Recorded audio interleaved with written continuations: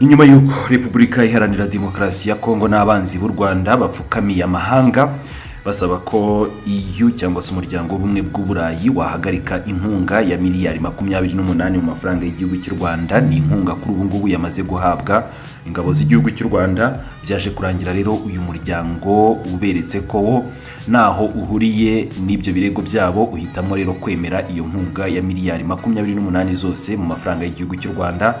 Ndetse rero inama yabaye kuri uyu wa 18 Ugushyingo 2024 yemeje bidasubirwaho iyo nkunga. Ni nayo makuru meza tugiye kuba gutugarukaho muri aka kanya. Nongeye guha ikaze rero na makuru atandukanye tugenda tukugerezaho kugiye rwose. Reba hasi handitse subscribe tugiye dukomeza kubana.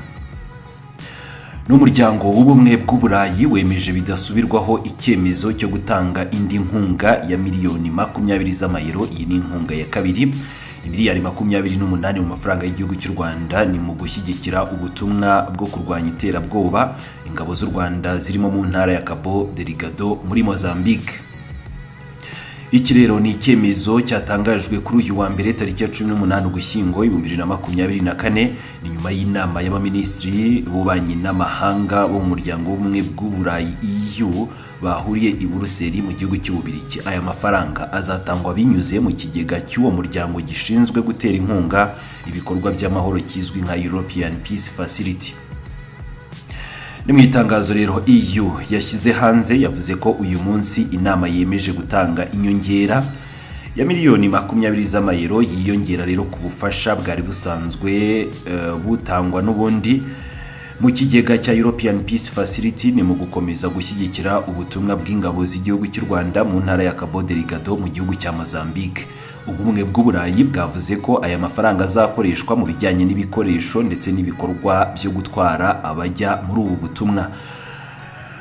Joseph Borrell, uyu ashinzwe ububanyi n'amahanga n'umutekano w'umuryango w'ubumwe bw'uburayi, yavuze ko kuba ingabo z'u Rwanda ziri Cabo Delgado zabonye buno bufasha ngo byatanze umusaruro mu kugarura amahoro muri iyi ntara, ariko kandi n'andi mafaranga bakomeje kugenda batanga n'ubundi kuri izi ngabo mu bihe bitandukanye, nayo rero nta mafaranga ngo yakomeje kugenda agaragaza umusaruro. Ahanini rero bijyanye no kuba izi ngabo z'igihugu cy'u Rwanda kuva zagera muri iyi ntara zaragerageje rwose kwirukana no gushushubikana ibyo byihebe. Nkibutsa ko ubu butumwa bujya gutangira nk'uko u Rwanda rwabigarutseho binyuze muri nyakubahwa Perezida Paul Kagame, bavuze ko izi ngabo zari zaragiye ku mafaranga y'igihugu cy'u Rwanda ari ugutanga ubufasha, gusa biza kurangira n'ubundi ibihugu bitandukanye birimo n'iyi miryango bitangiye kubona ko ubwo butumwa bufite icyizere kandi ko ari ubutumwa mu by'ukuri bugamije icyiza. Niho rero byahereye ibi bihugu bitandukanye birimo n'uyu muryango w'ubumwe bw'uburayi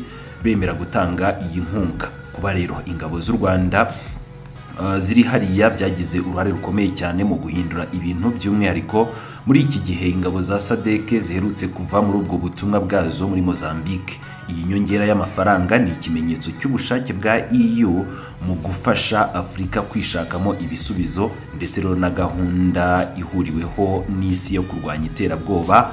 Azakora kandi akazi gakomeye cyane mu nyungu za EU mu karere. Ibi byakomeje byemezwa rero n'uyu muyobozi ushinzwe ububanyi n'amahanga n'umutekano muri uyu muryango w'ubumwe bw'uburayi.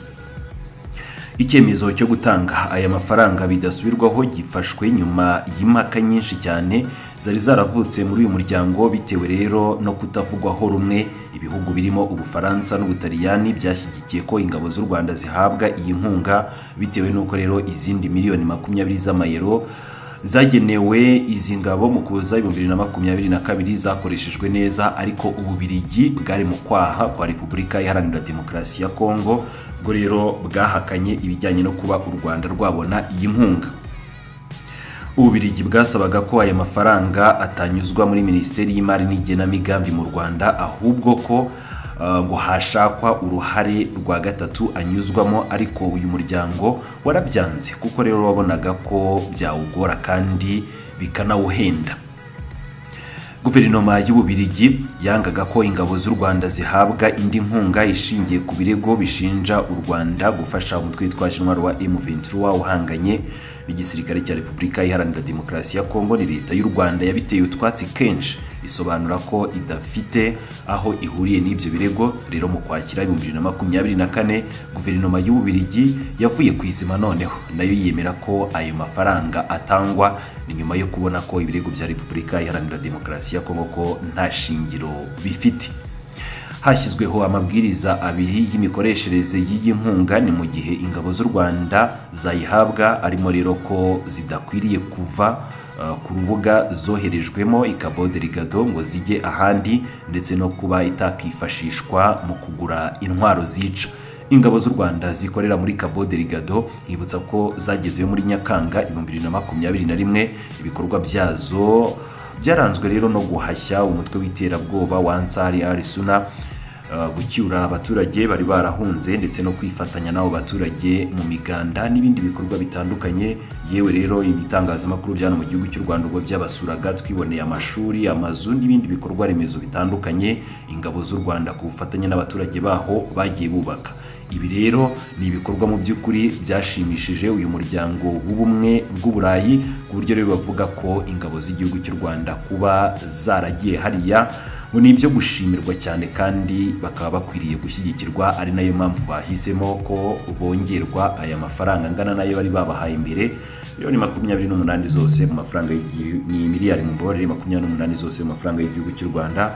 Kandi EU ikavuga ko izakomeza gutera inkunga ingabo z'igihugu cy'u Rwanda mu rwego rwo kugira ngo nazo zikomeze kugarura amahoro i Cabo Delgado. Ngayo nguko rero mukomeze mugire ibihe byiza. 5 kuri 5 gihe turaza gukomeza kubana no mu yandi makuru mu kanya gato cyane. Batino ikindi muvane abasirikare banyu muri Kongo, muvane RDF muri Kongo. So the question is, RDF rega kwiri muri Kongo yajyanyeho n'iki? Kucyibwira ko yabiri muri Kongo yagiye kugira gute? Niba uzi icyayijyanye rero, niba uri shwa kwiriyo muri icyo kibazo,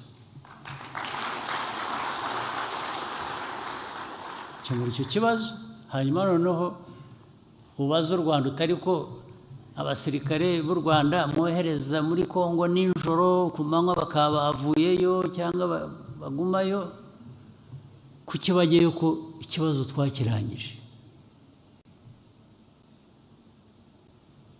Ikindi bakwiye guhagarika ni ugufata ikibazo cy'abanyekongo bakakigira icyacu, hanyuma warangiza ukavuga ngo wowe ugira icyo ukora hano, ibi bindi by'abanyekongo ni ibyacu biratureba. Okay, that's good.